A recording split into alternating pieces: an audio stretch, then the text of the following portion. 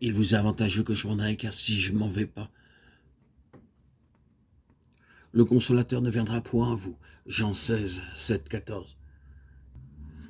Les premiers disciples ont cru en Jésus. Ils l'aiment, ils lui obéissent, ils ont éprouvé en quelque mesure tout le bonheur qu'il y a à le connaître et à le suivre. Néanmoins, ils ne possèdent pas encore ni l'exprime paix, la douce joie, la sainte lumière et la puissance divine qui devait résulter selon les promesses de l'Écriture de la présence de Christ en eux.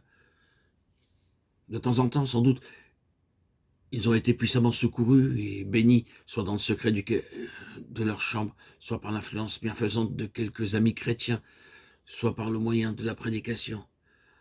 Christ, alors, leur devenait très précieux et cher.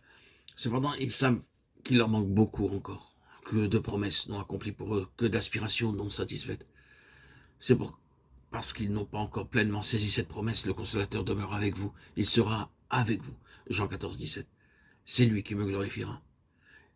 Ils n'ont pas bien compris tout l'avantage qu'il y a à être séparés de Christ pour le recevoir glorifié en esprit. Ils n'ont pas encore pu dire, si nous avons connu Christ selon la chair, nous ne le connaissons plus de cette manière. 2 Corinthiens 5, 16. Connaître Christ selon la chair, voilà ce qui doit faire place à la joie de le connaître selon la puissance de l'esprit. Selon la chair, c'est ne le connaître que par le moyen de la parole, de la pensée, des efforts, des sentiments, de l'influence et de tout ce qui vient de l'homme. Le croyant qui a déjà reçu le Saint-Esprit, mais qui ne sait pas encore tout ce que comporte sa présence, et qui par conséquent ne s'abandonne pas entièrement à sa direction, à son action, conserve encore une très grande confiance en la chair, tout en admettant qu'il ne peut rien faire sans le secours de l'Esprit.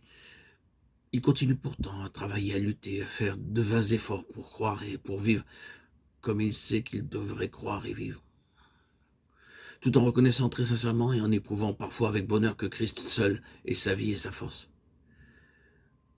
Il est par moments aussi tout affligé, découragé de se voir dévié de la voie de foi et de dépendance qui pourrait seul lui assurer la vie de Christ en lui. Il a beau s'efforcer de croire tout ce que le croyant doit croire de la présence habituelle de Christ, il constate que sa vie de foi est toujours semée de lacunes et d'interruptions. Il lui semble que pour lui, la foi n'est pas ce qu'elle devrait être, une ferme attente des choses qu'on espère. Hébreux 11, 1. Et tout cela parce que sa foi même est encore beaucoup trop l'effort de la pensée, le produit de la force humaine, de la sagesse humaine. Christ s'était révélé à lui comme l'ami fidèle toujours présent, mais c'est la chair, c'est l'intelligence humaine qui s'est aussitôt emparée de cette vérité, et par là même elle a perdu sa force.